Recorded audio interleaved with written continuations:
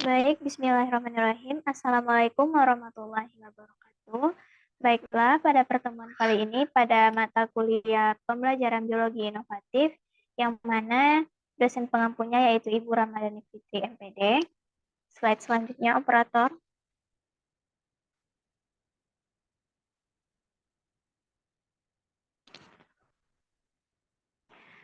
Pada kali ini, kami dari kelompok 6 dengan materi pembelajaran biologi berbasis sains atau kearifan lokal. Next. Sebelumnya, izinkan saya untuk memperkenalkan anggota dari kelompok 6. Yang pertama ada Angela Dwi Maharani dengan NIM 2003-1049. Yang kedua ada Multi Asmul Sofia dengan NIM 2003-1017. Dan yang ketiga ada Widya Puspita Rahma dengan NIM 2003-1171. Dan yang keempat ada Yohana dengan NIM 2003-1111. Next. Yang pertama ada pengertian pembelajaran. Selanjutnya,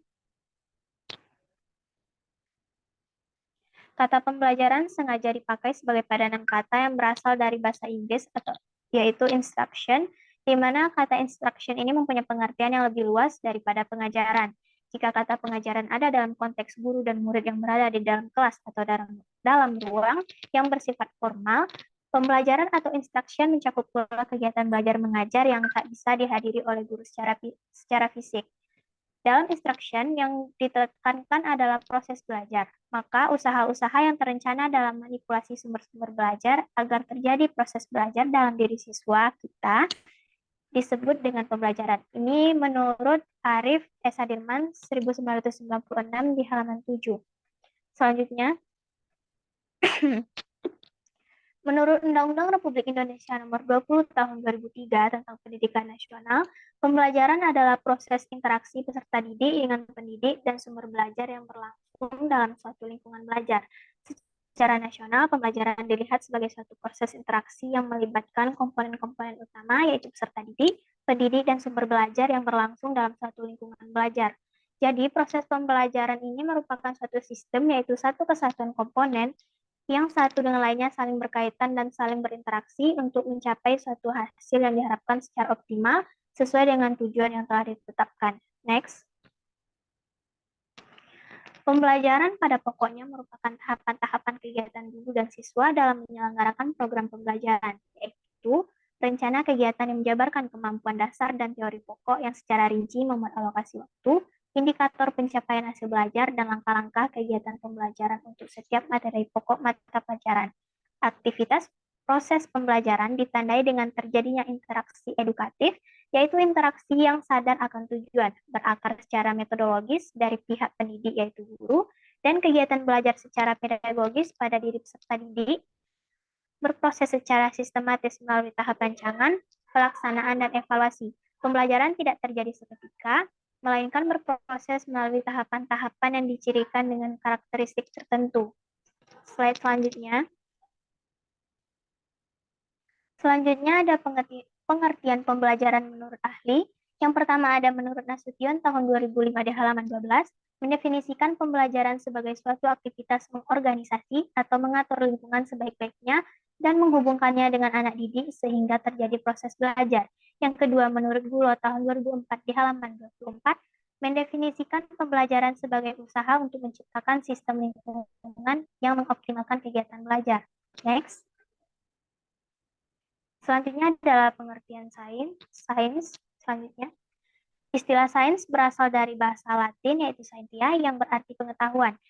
Namun, pernyataan ini terlalu luas dalam penggunaannya sehari-hari. Dalam arti sempit, sains adalah disiplin ilmu yang terdiri dari physical science atau ilmu fisik dan life science yaitu ilmu biologi.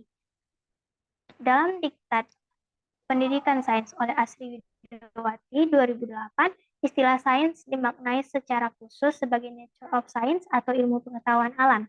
Yang termasuk di dalam physical science adalah ilmu-ilmu astronomi, kimia, geologi, mineralogi, meteorologi, dan fisika. Sedangkan life science adalah biologi yang meliputi anatomi, fisiologi, zoologi, sitologi, embriologi, dan mikrobiologi.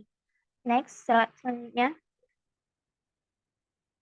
Selanjutnya ada pengertian sains menurut ahli. Yang pertama ada Conan dalam Usman 2006 di halaman 1.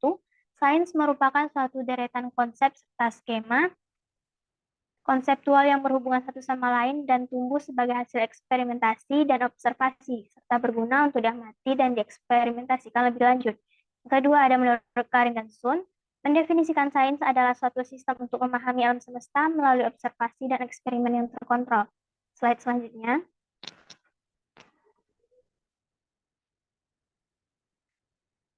Sains tidak hanya merupakan kumpulan pengetahuan saja, di mana Chain dan Evans dalam Nuryani Yerustaman dan kawan-kawan 2003 di halaman 88 menyatakan sains mengandung 4 hal, yaitu konten atau produk, proses atau metode, sikap, dan teknologi. Jika sains mengandung 4 hal tersebut, maka ketika belajar sains pun akan mengalami siswanya akan mengalami hal tersebut. Namun jika tidak lengkap, maka siswa belum dapat memahami sains secara utuh. Baik, untuk pemaparan materi selanjutnya akan disampaikan oleh rekan saya Widya Puspita Rahma. Kepada Widya dipersilahkan. Baik, terima kasih moderator. Di sini saya akan melanjutkan pembahasan yaitu tentang hakikat pembelajaran sains. Lanjut.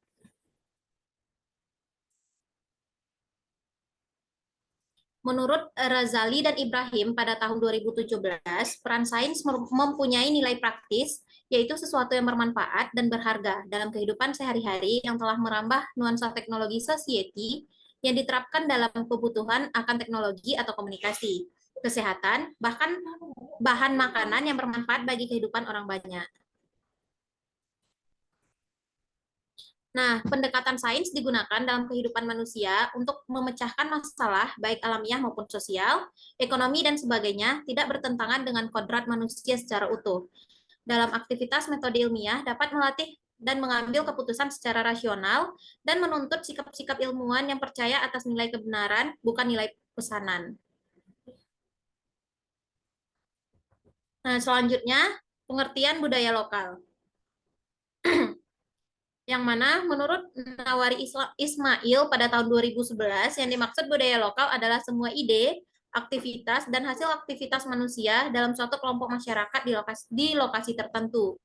Budaya lokal tersebut secara aktual masih tumbuh dan berkembang dalam masyarakat, serta disepakati dan dijadikan pedoman bersama. Dengan demikian, sumber daya lokal bukan hanya berupa nilai, aktivitas, dan hasil aktivitas tradisional atau warisan nenek moyang masyarakat setempat, namun juga semua komponen atau unsur budaya yang berlaku dalam masyarakat serta menjadi ciri khas dan atau hanya berkembang dalam masyarakat tertentu. Baiklah, saya kembalikan kepada moderator. Terima kasih. Baik, terima kasih kepada Widya Puspita Rahma atas pemaparan materinya. Untuk materi selanjutnya akan dijelaskan oleh Yohana. Kepada Yohana dipersilahkan. Baik, terima kasih kepada moderator yang telah mempersilahkan saya untuk membacakan materi. Baiknya, materi selanjutnya itu pembelajaran sains berbasis budaya lokal. Pembelajaran berbasis budaya lokal merupakan penciptaan lingkungan belajar dan perancangan pengalaman belajar dengan mengintegrasikan budaya lokal sebagai bagian dari proses pembelajaran. Pembelajaran berbasis budaya lokal, budaya diintegrasikan sebagai alat bagi proses belajar untuk memotivasi siswa dalam mengaplikasikan pengetahuan. Sastra tahun 2005 mengatakan bahwa nilai-nilai yang dianut oleh masyarakat asli yang penuh dengan nilai-nilai kearifan lokal jenius. Belajar melalui budaya merupakan strategi memberikan kesempatan siswa untuk menunjukkan pencapaian pemahaman atau makna yang diciptakan dalam suatu mata pelajaran melalui ragam pewujudan budaya. Next. Wahidin 2016 mengungkapkan pembelajaran sains berbasis budaya lokal adalah suatu bentuk pembelajaran yang memadukan sekolah dengan budaya masyarakat.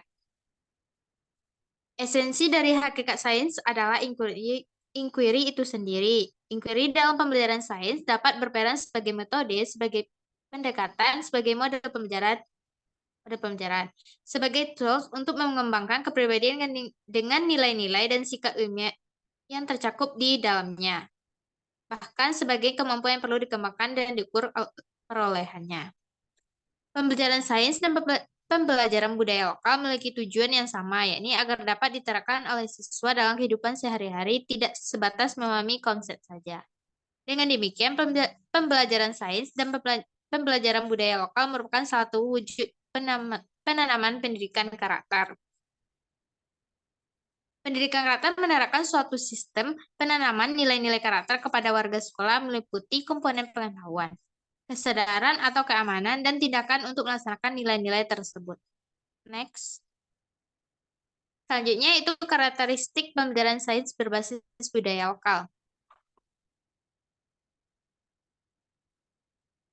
Karakteristik dari sains menurut Harsojo Ali 2013 yaitu ada 4. Yang pertama objektif, rasional, empiris, dan akumulatif.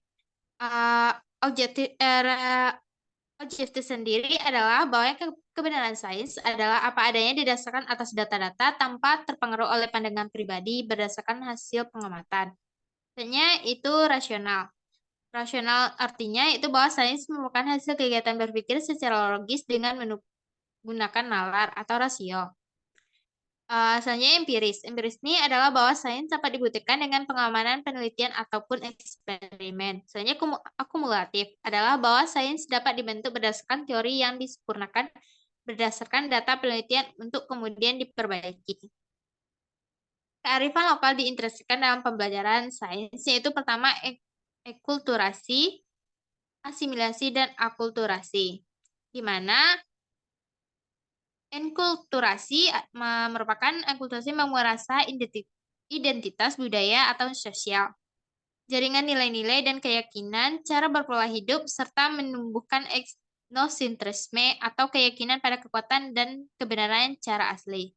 Contoh enkulturasi pada pendidikan sains adalah dengan melakukan inventaris konten kanonik sains yang mana selaras dengan potensi lokal. Itu bentuk kearifan lokal atau lokal genius yang dimiliki siswa atau yang berlaku di masyarakat. Selanjutnya itu asimilasi. Asimilasi ini berasal dalam bahasa Indonesia sinonimnya itu pembauran. Asimilasi merupakan proses sosial yang terjadi pada tingkat lanjut. Proses tersebut ditandai dengan adanya upaya untuk mengurangi perbedaan-perbedaan yang terdapat di antara perorangan atau perkelompok manusia. Dan yang terakhir itu akulturasi. Akulturasi dapat didefinisikan sebagai proses sosial yang timbul bila suatu kelompok manusia dengan suatu kebudayaan tertentu dihadapkan dengan unsur-unsur dari suatu kebudayaan asing dengan sedemikian rupa. Sehingga unsur-unsur kebudayaan asing itu lambat laun diterima dan diolah ke dalam kebudayaan sendiri, tanpa menyebabkan hilangnya kepribadian kebudayaan itu sendiri. Sekian pembacaan materi dari saya kembalikan kepada moderator. Baik, terima kasih kepada Yohana atas pemaparan materinya. Selanjutnya untuk materi terakhir mengenai sains budaya lokal di Sumatera Barat akan disampaikan oleh rekan kami Angela Dwi Maharani. Kepada Angel dipersilahkan.